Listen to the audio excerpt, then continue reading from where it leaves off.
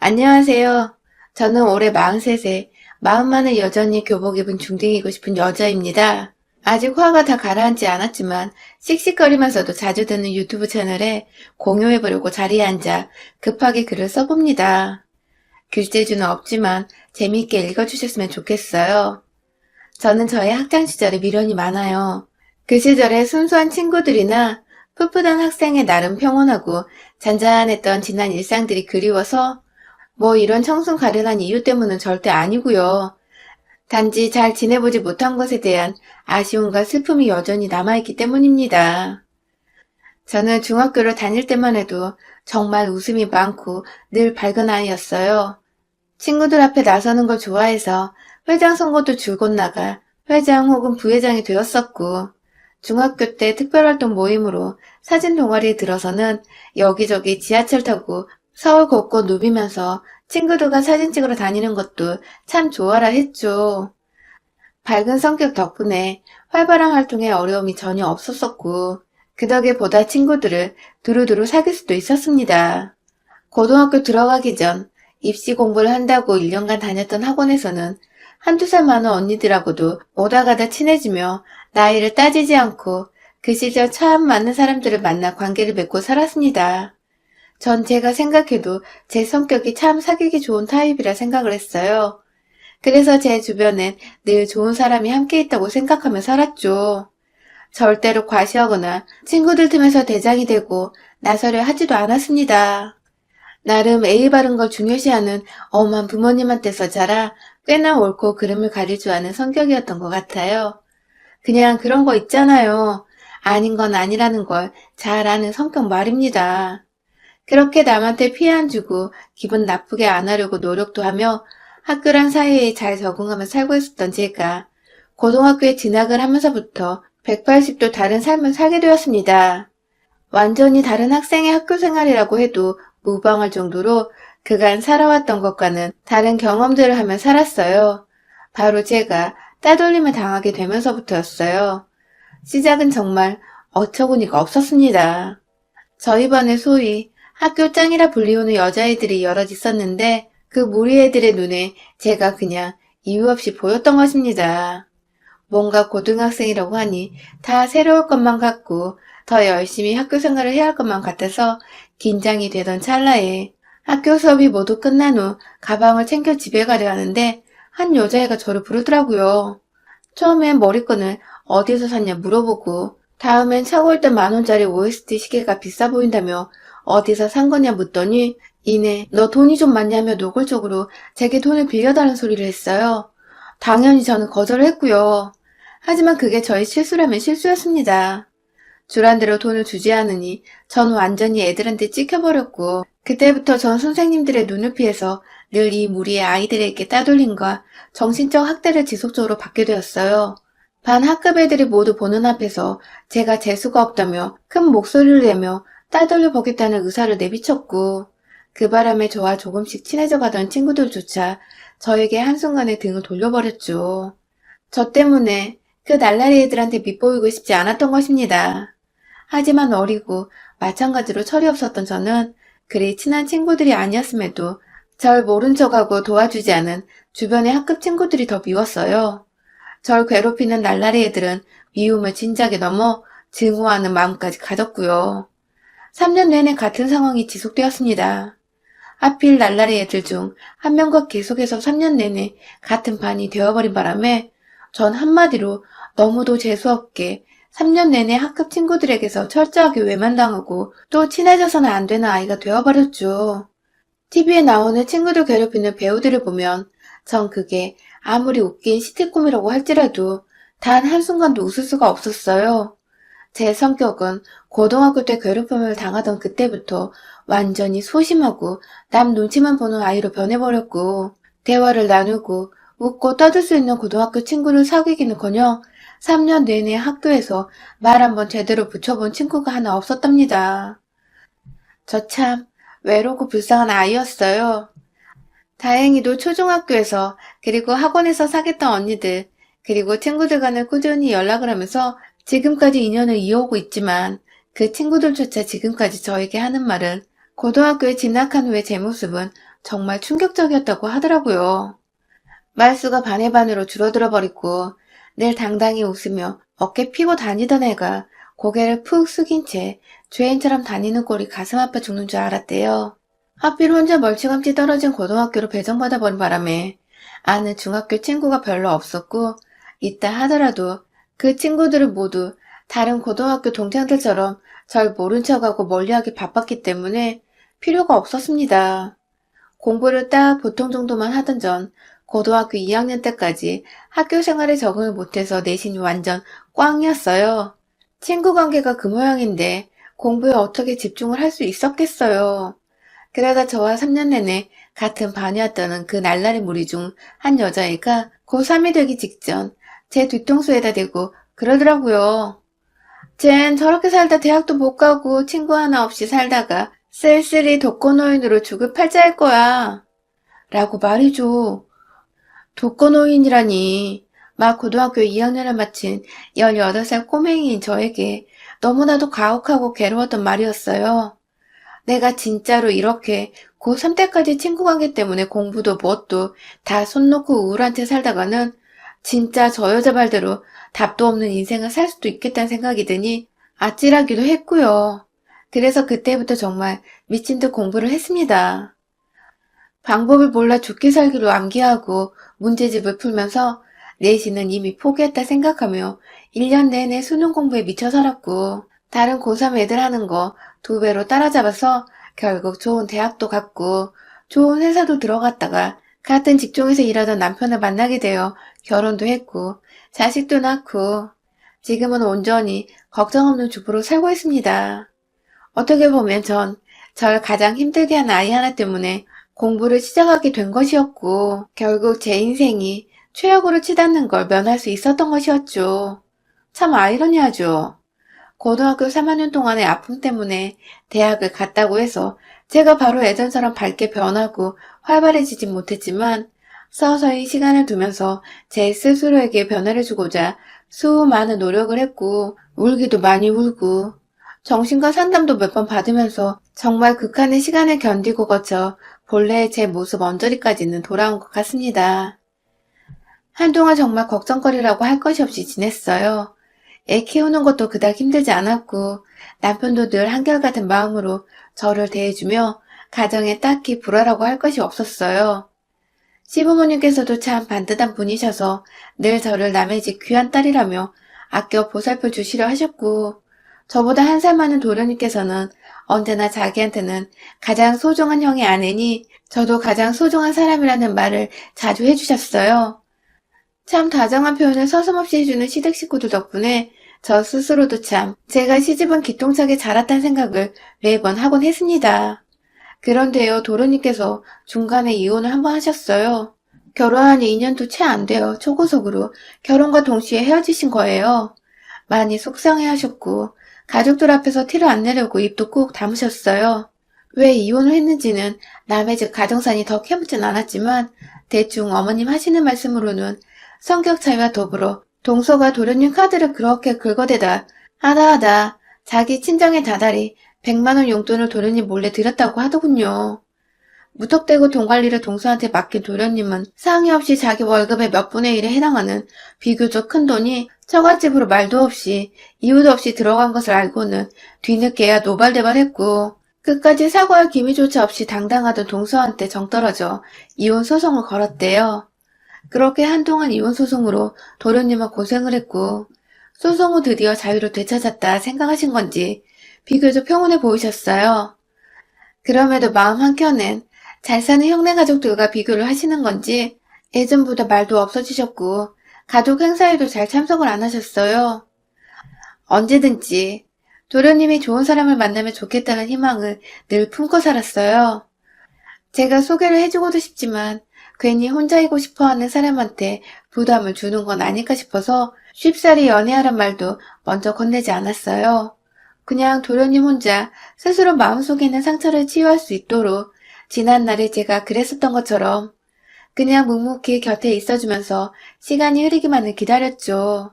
그러던 중 올 중순에 도련님께서 너무나도 반가운 소식을 가져왔어요. 여자친구가 생겼다고 하시더군요. 진중하신 분이 이제서야 여자친구가 생겼다고 말씀하시는 걸 보니 결혼을 하고 싶어 하시는 것 같았고, 그간 사귄 지도 꽤 될 거란 걸 내심 짐작을 했죠. 온 가족이 다 기대에 부푼 채로 코로나로 나가지 못하니 조금 부담스럽더라도 시댁에서 도련님 여자친구를 불러 저녁 식사를 하기로 한 날, 저는 정말 오랜만에 제 심장이 아주 처참하게 땅끝으로 꺼지는 기분을 경험했습니다. 여친이라고 데려온 여자의 얼굴이 너무 낯이 익은 겁니다. 저는 정말 그 시절을 매일같이 잊으려고 노력했는데 그 여자의 얼굴을 보는 순간 2초도 안 되어 누구인지 알아채버렸어요. 바로 저와 고등학교 3년 내내 같은 반을 했고 이유 없이 저를 따돌리고 급기야 학급 전체에서 외톨이가 되도록 만들었던 바로 그 동창 날라리였던 것입니다. 허무하고 어이없게도 저를 알아보지 못하던 이 여자애는 급기야 뵙게 되어 영광이라는 낯간지러운 소리를 해대며 제게 악수를 청하더라고요. 세상에 일 바르고 잘 자란 사람 마냥 말이죠. 시부모님들이며 두 형제들이며 아무도 제 속타는 마음을 알지 못했고 다들 여자가 마음이 들었는지 입이 아주 귀에 걸려있더군요. 어머님 옆에서 밥상을 차리겠다고 쫄래쫄래 따라다니며 상차림을 도우다가 놀란 마음이 진정이 안 되어 얼어있던 제게 시어머니는 얼른 밥 차리자. 새애기 기다릴라.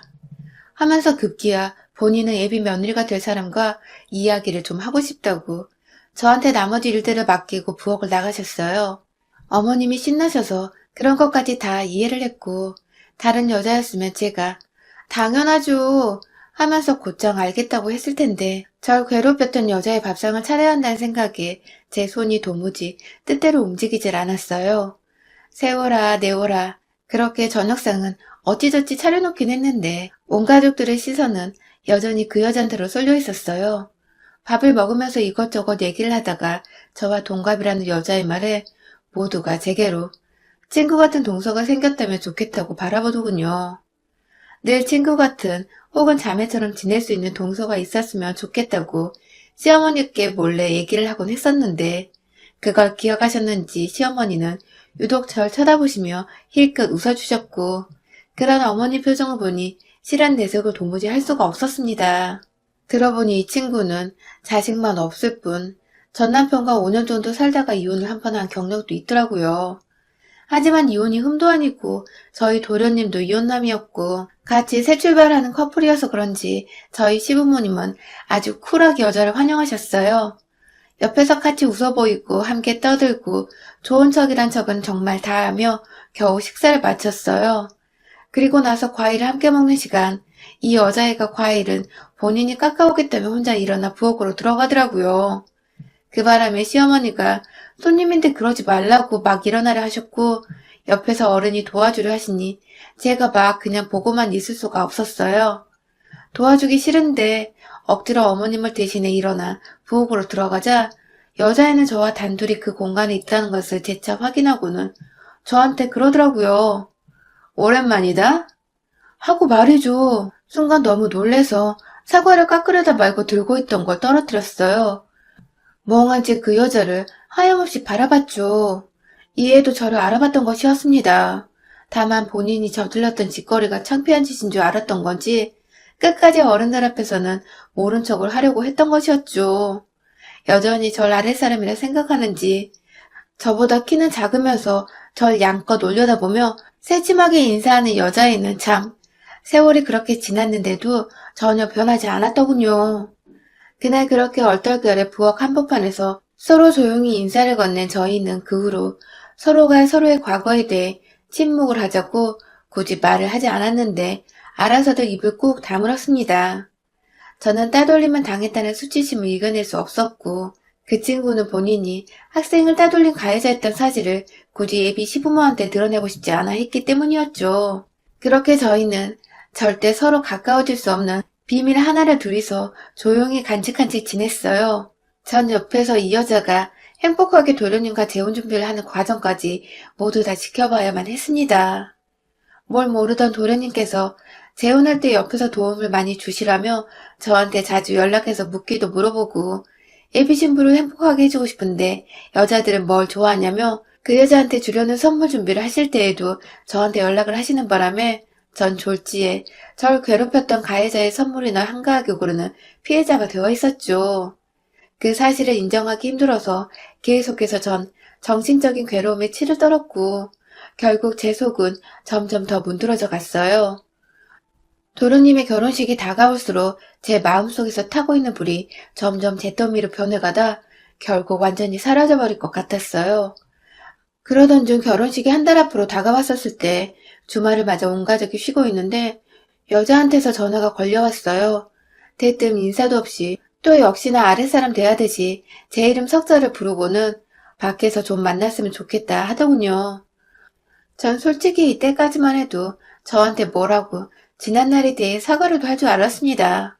뭐라 변명이라도 하면서 앞으로는 가족이 될 테니 잘 지내보자는 말 한마디 정도는 할 거라 생각했어요.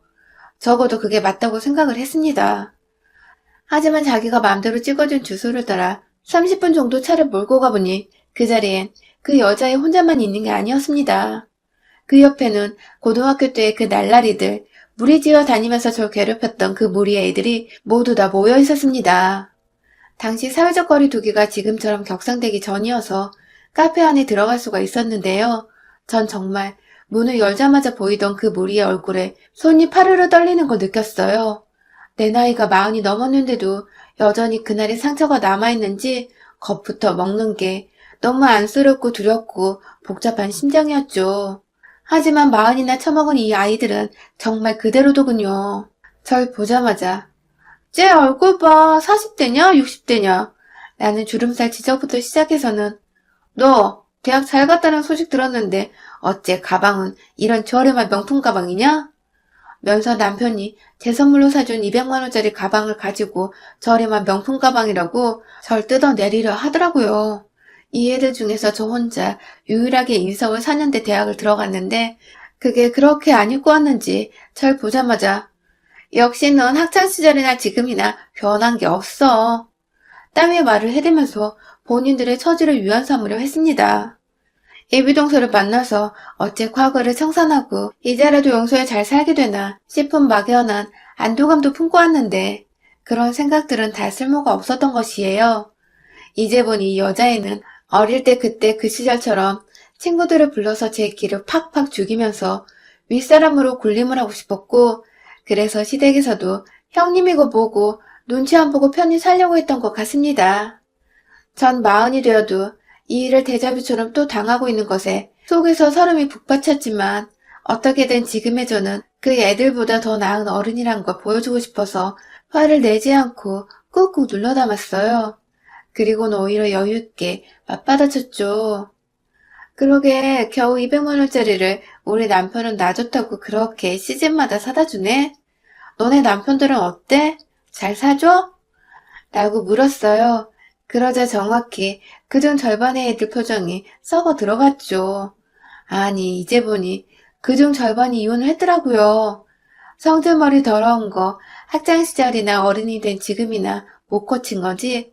5명 중에 정확히 애비 동서 포함 3명이 이혼을 했고 나머지 둘은 어찌저찌 사는 것 같은데 꼴을 보니 영락없는 아줌마인 게 그냥 딱 봐도 고생하며 살았다 싶더라고요. 적어도 제 눈에서 그렇게 피눈물을 나게 했었으면 제 아무리 오랜만에 만났더라도 늘 미안했다고 꼭 사과를 하고 싶었다는 인사말 정도는 해줄 거라 생각했는데 더 처절하게 못되고 철없었던 다 큰 이 날라리들을 마주해보니 전 평생 애들로부터 먹는 사과 한 조각도 못 받아먹겠다 싶었습니다. 그때 애비동서 그러니까 3년 내내 가장 심하게 제 옆에서 절 괴롭혔던 여자애가 내심 제 말에 꼭지가 틀렸는지 남편 얘기는 거두절미하고는 지난 고등학교 시절 때 일을 말하더라고요.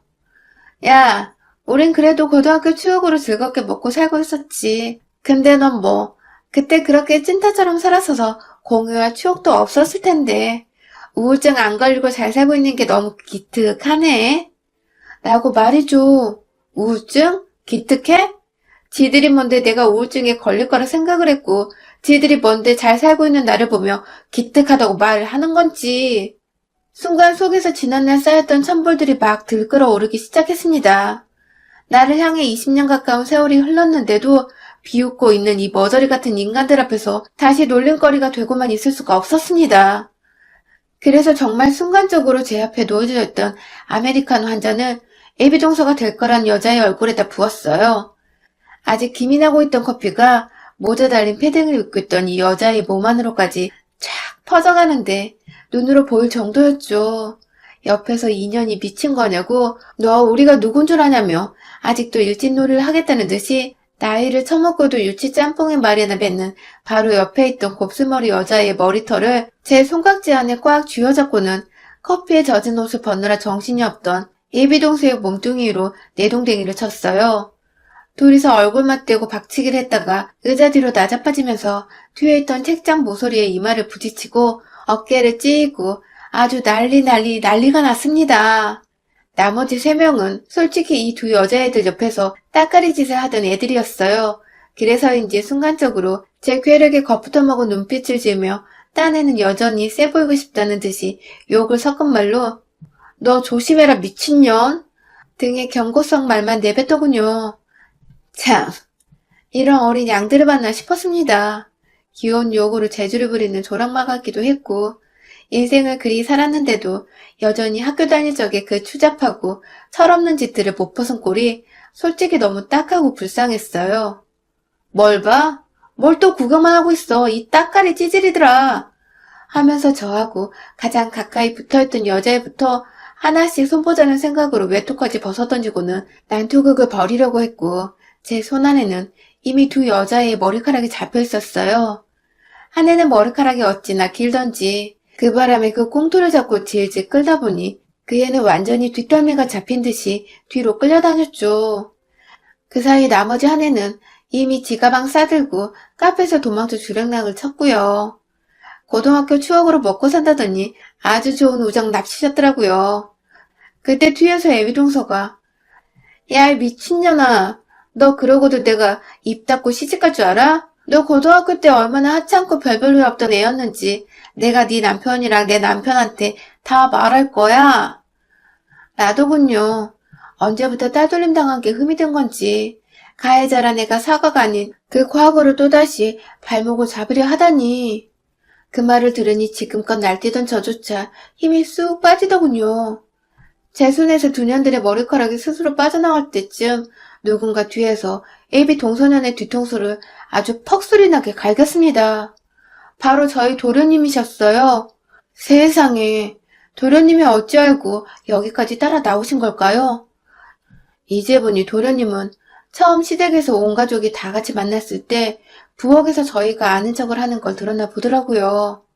안 좋게 이어진 인연이겠다 싶어서 모른 척을 했지만 갈수록 자기 여친은 말이 많아지는데 저는 말수가 줄어들고 급기야 표정이 어두워졌는지 도련님은 내내 제 걱정을 먼저 했대요. 그러다가 주말을 맞은 그날 여친을 만나려는데 여친은 약속이 있다고 하고 별 생각 없이 형한테 전화를 했는데 형수도 약속이 있어 나갔다고 하니 재빠른 눈치로 제가 어디로 갔는지 저희 남편한테 물어보고는 저를 따라 나온 겁니다. 그리고 그 뒤엔 그런 도련님의 전화를 이상하게 여긴 남편까지도 제 걱정을 하면서 불이 나게 달려온 바람에 카페 안에는 저와 저희 남편 그리고 도련님과 도련님의 애비 신부인 그 여자애까지 온 형제 부부가 모이게 되었어요. 뒤에서 저희 얘기를 다 듣고 있던 도련님은 결국 그 여자애한테 뺨 한 대를 시원하게 갈기시더니 너 같은 애랑 재혼하느니 그냥 혼자 더 오래 살아볼게 하며 보란듯이 절 부축해서는 데리고 나가더라고요.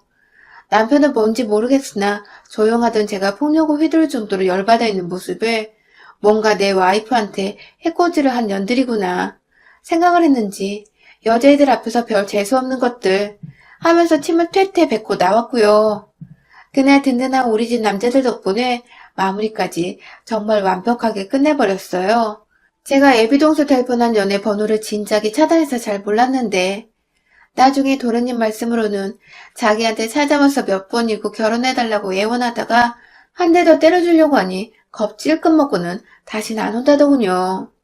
결혼이고 뭐고 다 엎어버렸는데 돈 잘 버는 우리 도련님은 뭐가 그리 하나도 아깝지 않은지 그 돈 기부한 셈 치겠다며 돌려받은 일부 환불 금액들까지 모조리 다 기부를 해버렸어요. 코로나로 힘든 불우이웃을 돕는데요. 코로나 시국이라서 애초에 결혼식장 예약할 때도 환불금이 좀 유연한 편이었는데 그 큰 돈을 돌려받고도 기부를 해버리다니 도련님도 정말 똥밟았다 생각을 하신다 하더군요. 그도 그럴 것이 저와는 너무도 잘 지내왔고 또 돈도 겠고 저를 누구보다 잘 아는 시댁 식구였기에 그랬던 것 같습니다. 도련님의 기부 소식을 전해들은 여자애는 정말로 도련님이 자신으로부터 떨어져 나왔다는 확신이 들었는지 간혹이라도 예물예단 환불을 핑계삼아 연락을 하더니 일체 소식이 끊겼다고 합니다. 지난 시간 동안 마음 한켠에 있던 응어리들마저 아주 말끔하게 해소가 되어버린 이 시원섭섭한 기분은 뭘까요? 제 손에 맞아 나가 떨어진 여자애들을 떠올릴 때마다 너무 상쾌하고 통쾌하고 즐겁습니다. 비록 저희로 인해 결혼이 깨진 도련님께는 죄송하지만 저 덕분에 미친년으로부터 구제를 받은 거라며 오히려 저를 다독여주고 고마워해주는 도련님. 우리 도련님이 진짜 다 갖춘 여성분을 얼른 만나길, 그래서 행복한 가정 이루고 사시길 이 자리를 빌어 응원하고 싶어요. 여러분의 생각은 댓글로 남겨주세요. 오늘도 시청해주셔서 정말 감사합니다.